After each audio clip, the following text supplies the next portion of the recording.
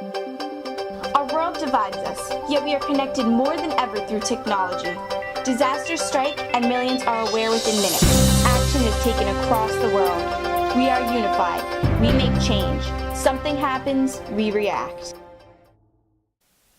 Welcome to a very special episode of React News. As many of you know, our area is gaining its latest resident, the new Tappan Zee Bridge, better known as the New New York Bridge. The project began in 2011 and has since progressed with a great amount of transparency and public involvement. This is a monumental project that is organized into 5 phases of development. Today, we're going to get a sneak peek at what's been done right now to make the new Tappan Zee Bridge a reality. You may already know our special guest, Brian Connybeare, Special Advisor for the Tappan Zee Bridge. Thank you for joining us, Mr. Connybeare. My pleasure. Thanks for having me. So can you tell us a little bit about what's going on right now with the new Tappan Zee Bridge? Sure, they're out there building. Tappan Zee Constructors is the name of the firm that's actually got the contract and doing the work. There are hundreds and hundreds of people on site working. There are thousands more at steel mills and factories all around the country putting pieces together for this bridge and bringing them together. The project is on schedule. It's on budget. It's going to cost about $3.9 billion, which is obviously a lot of money. But it's a 5-year, 2.5-month construction calendar. That began about 2 years ago officially when Tappan Zee Constructors was hired by the New York State Thruway Authority. That's the government entity that oversees the project, owns the bridge and owns the highway. So it should be done, when all is said and done, in about mid-2018. This project is on schedule to be completed in mid-2018. So what architectural obstacles did you face in the building and design of the bridge, and how were they overcome? Well, I have to be honest, Raina, I am not an architect, I'm not an engineer, but there's an awful lot of talented people working on this project, from architects and engineers and designers. I mean, you name it, they're working on this project. But one of the key aspects of this project was creating a bridge that would last a minimum of 100 years before it needs major structural repairs. The old bridge, the existing Tappan Zee Bridge, when it was designed back in the 40s and built in the 50s, it was designed to last approximately 50 years. That was the design life of bridges back then.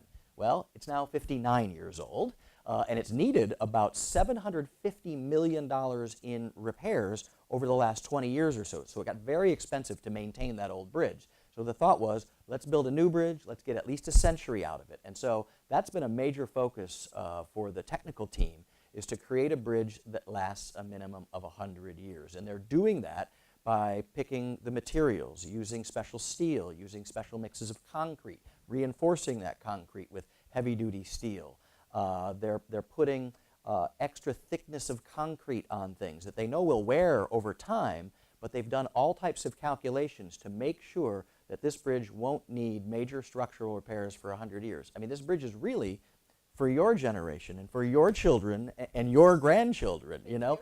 You're welcome. I'll be dead and gone, but the next few generations will get to enjoy this bridge for the next century or more. So what are the environmental impacts of the building of the new bridge? Well, there certainly are impacts. I mean, this is a huge, huge project in an environmentally sensitive ecosystem. You know, we've got the Hudson River.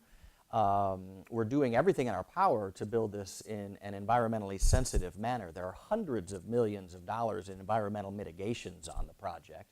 One of the things we're doing is we've installed environmental monitors all around the construction area. There's about a dozen. These include noise monitors, vibration monitors, and air quality monitors.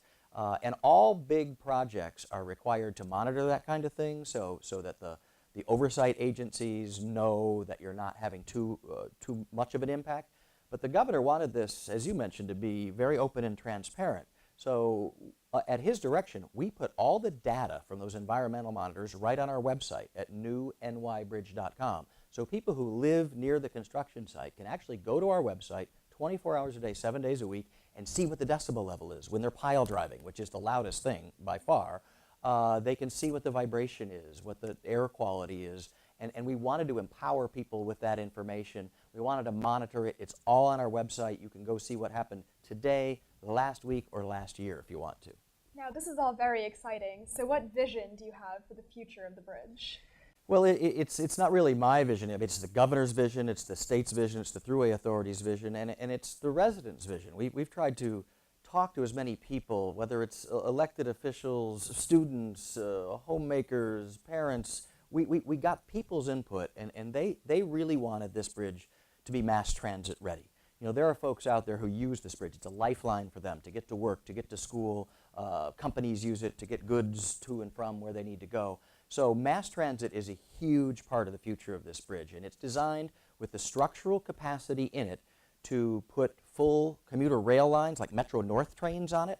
All you have to do is connect the two road decks together, and it's designed with the exact space to put two rail lines, one north and south. We've worked with the MTA, the Metro North Railroad, to design it specifically for that. You won't have to go back into the river and put any more pilings in. You just connect the two road decks together. At the beginning, it's going to have dedicated express bus lanes. So we want to encourage more people to get out of their cars. You know, that's one of the problems, is that so many people drive themselves to work. If you give them a commuting option that is faster, it's easier, maybe it's cheaper, something like a bus rapid transit system, which is in design right now and going to be ready to be part of the bridge when it opens in 2018. We want to encourage them to get out of their cars, use mass transit. That will reduce traffic congestion, it'll reduce air pollution, and make it easier for everyone to get around. So that's kind of the vision for the future. Happy ending. We hope. So when the bridge is complete, what do you think the public will be most excited about? Well, I think they're going to be excited about what a cool looking new bridge it will be with the open towers. I think they'll be excited that traffic should flow an awful lot better. But really, I think the most exciting thing that people talk about now is the shared use path. That's the bike pedestrian path that's going to be along the northern edge of the bridge. It's basically a 3.1 mile long park where you can walk, jog, bike, rollerblade across the river, which you can't do now. You can't walk or bike on the existing Tappan Zee Bridge. And you'll be able to go out there and just get stunning, stunning views of the Hudson River between Westchester and Rockland County, which is impossible now. There's going to be 6 little scenic overlooks, what the engineers call belvederes. Belvedere is a beautiful view in Italian. They're stunning little areas where you'll be able to stop off. There will be historical and cultural and educational information out there. There will be just absolutely gorgeous views of the Hudson River that people haven't been able to experience before. And that really excites me, and it seems to have excited an awful lot of people. So I'm looking forward to when that's fully open. That really sounds fantastic. So thank you so much for being here with us today. I'm sure we're all very excited about the opening of the new New York Bridge. And if you want to find out more, check out newnewyorkbridge.com. And thank you so much for watching. We'll see you next time. Thank you.